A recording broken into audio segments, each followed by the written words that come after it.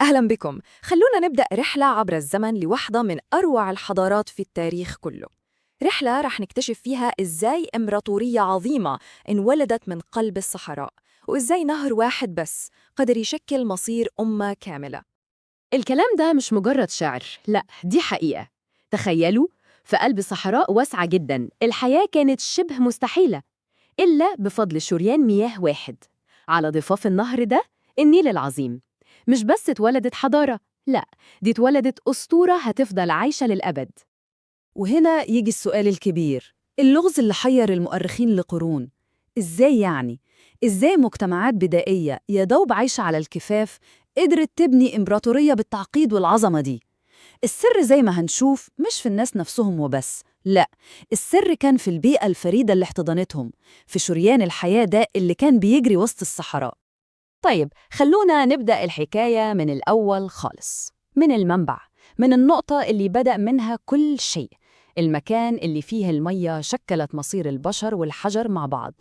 الحكاية كلها كانت بتبدأ بالفيضان السنوي. دي كانت هدية النيل. المية تغمر كل الضفاف، وبعدين لما ترجع لمجراها كانت بتسيب وراها طبقة سميكة من الطمي الأسود الخصب، يعني كانت بتحول الصحراء حرفياً لجنة زراعية. الإيقاع ده اللي بيتكرر كل سنة هو اللي سمح بالاستقرار، ومن هنا ظهرت أولى المستوطنات الزراعية. في الأماكن دي زي مجتمعات الفيوم ونقادة قبل عصر الأسرات، الناس اتعلموا يزرعوا الحبوب ويربوا الحيوانات، وبكده حطوا أساس أول مجتمع منظم في التاريخ. بس الاستقرار الزراعي ده لوحده ما كانش كفاية.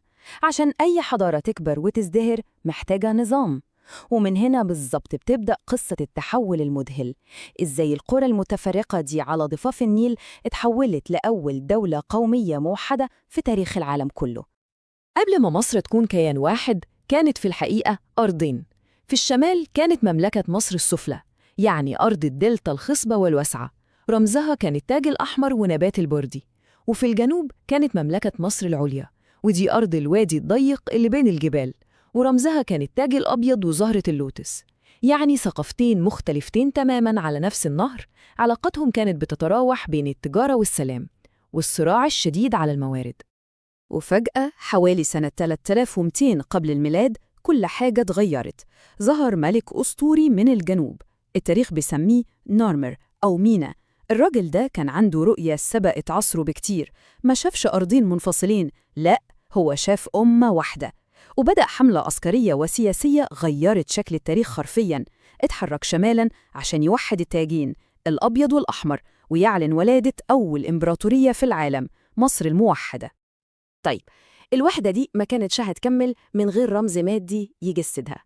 وبصراحة بعبقرية استراتيجية رهيبة، الملك مينا اختار مكان فريد من نوعه، بالظبط عند نقطة التقاء الدلتا بالوادي، وأسس هناك العاصمة الجديدة منف.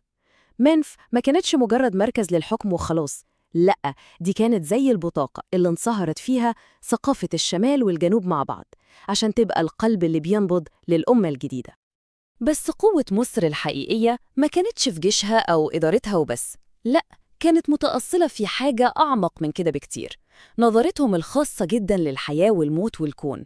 خلونا دلوقتي نغوص في العالم الروحانيات والرموز ده، العالم اللي شكل كل تفصيلة في الحضارة دي. لما نبص على الرموز دي مش مجرد رسومات أو زخارف أبداً. شوفوا مثلاً العنخ، ده ما كانش مجرد رمز، ده كان وعد بالحياة الأبدية. أو زهرة اللوتس اللي بتقفل بالليل وتتفتح مع شروق الشمس، دي كانت التجسيد اليومي للخلق والبعث. والجعران أو الخنفسة المقدسة، وهو بيدحرق كورته، كان بيمثل دور الشمس والتجدد المستمر.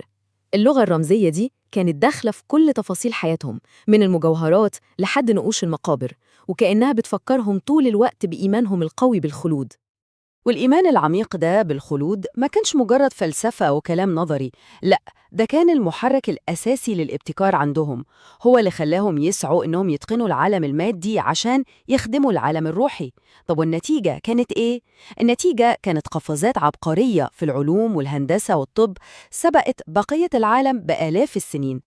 يعني محتاجين نتخيل حجم العبقرية المطلوبة. دول استخدموا رياضيات وهندسة متقدمة جداً عشان يبنوا الأهرامات بمحاذاة دقيقة مع النجوم، ومن خلال مراقبتهم للنجوم دي عملوا تقويم شمسي من 365 يوم اللي هو أساس التقويم بتاعنا النهاردة. وفي الطب وصلوا لدرجة إنهم يعملوا عمليات جراحية معقدة في المخ. وكل ده، كل الإنجازات دي وثقوها بنظام كتابتهم الفريد. نيجي بقى للهيروغليفية أو الكلمات المقدسة. دي ما كانتش مجرد أبجدية، لأ، دي كانت شباك بنبص منه على عقولهم. كل رمز كان فكرة كاملة، وكل نقش كان بيحكي قصة. والآلاف السنين جدران المعابد دي كانت ساكتة، شايلة أسرار محدش قادر يفكها. وفضل العالم ده مقفول علينا لحد ما تم اكتشاف المفتاح، حجر رشيد. الحجر ده هو اللي خلانا نقدر نسمع أصوات الفراعنة من تاني. بس يمكن أكتر حاجة مدهشة بجد هي إنجازاتهم في الطب. البرديات الطبية بتاعتهم بتوصف تشخيص وعلاج مئات الأمراض، وبتشرح عمليات جراحية دقيقة جداً. عملية التحنيط لوحدها دي حكاية بتبين قد إيه كان عندهم فهم متقدم للكيمياء والتشريح. لكن الحاجة اللي بتخلي الواحد يقف عندها بجد إنهم طبقوا فكرة الحجر الصحي. كانوا بيعزلوا المرضى عشان يمنعوا انتشار الأوبئة، فكرة سبقت عصرها بآلاف السنين، والعالم الحديث ما فهمش أهميتها غير من قريب. ودلوقتي خلونا نروح للإرث اللي فضل خالد، الآثار اللي لسه واقفة شامخة لحد النهاردة كشاهد على عظمة وقوة الحضارة دي. وهنا بنوصل للرمز الأيقوني لمصر، أهرامات الجيزة. دي مش مجرد مباني، دي جبال من الحجر صنعها الإنسان. مقابر الملوك خوفو وخفرع ومنقرع هي شهادة حية على قوة الإرادة البشرية، وإعلان صريحاً عن قوة دولة قدرت تنظم عشرات الآلاف من العمال في مشروع بناء واحد استمر لعقود. الأهرامات دي تحدي للزمن نفسه. بس قبل ما يبنوا الأهرامات الكاملة بالشكل اللي نعرفه، كان لازم يتعلموا الأول. هرم زوسر المدرج هو اللحظة الثورية دي، هو أول مبنى حجري ضخم في تاريخ البشرية كلها. نقدر نقول إنه كان النموذج الأولي اللي جت منه فكرة الهرم. بعد كده كانت تجربة معمارية جريئة جداً، ونقلة نوعية من البناء بالطوب اللبن لبناء الخلود بالحجر. وهناك جنب الأهرامات واقف الحارس الصامت أبو الهول العظيم، تمثال ضخم جداً منحوت من صخرة طبيعية واحدة، بيجمع بين حكمة الإنسان وقوة الأسد. طب هو مين واتبنى ليه؟ لحد النهاردة لسه بيبص للأفق وشايل أسراره اللي ما قالهاش لحد، رمز للغموض الأبدي بتاع مصر. طيب، كل اللي نعرفه عن المعابد لازم ننساه لما نتكلم عن الكرنك.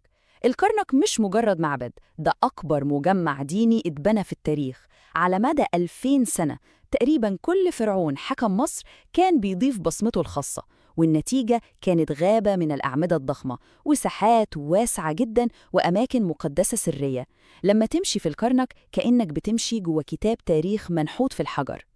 وفي عمق الجنوب رمسيس الثاني قرر يتحدى الطبيعة نفسها. نحت معابده المهيبة دي مباشرة في قلب الجبل، 4 تماثيل عملاقة ليه قاعدين في حراسة أبدية. بس الأعجوبة مش هنا وبس. في القرن العشرين حصلت واحدة من أروع عمليات الإنقاذ الهندسي في التاريخ. المعبد كله اتقطع لكتل ضخمة واتنقل لمكان أعلى عشان يتم إنقاذه من مياه السد العالي. دي قصة عبقرية قديمة بتقابل عبقرية حديثة. رحلتنا عبر الزمن بتخلص هنا، بس قصة مصر نفسها عمرها ما بتنتهي. شفنا إزاي نهر واحد ممكن يبني أمة، وإزاي الإيمان ممكن يحرك جبال. والسؤال اللي بيسيبهولنا مش بس عن الماضي، لأ، ده عن مستقبلنا إحنا. إيه اللي بنبنيه النهاردة وممكن يفضل آلاف السنين؟ وإيه هو الإرث اللي حنسيبه عشان يتحدى الزمن؟ المصريين القدماء ورونا إن المستحيل ممكن لما الرؤية تجتمع مع الإرادة. ويمكن يكون ده هو أعظم درس منهم على الإطلاق.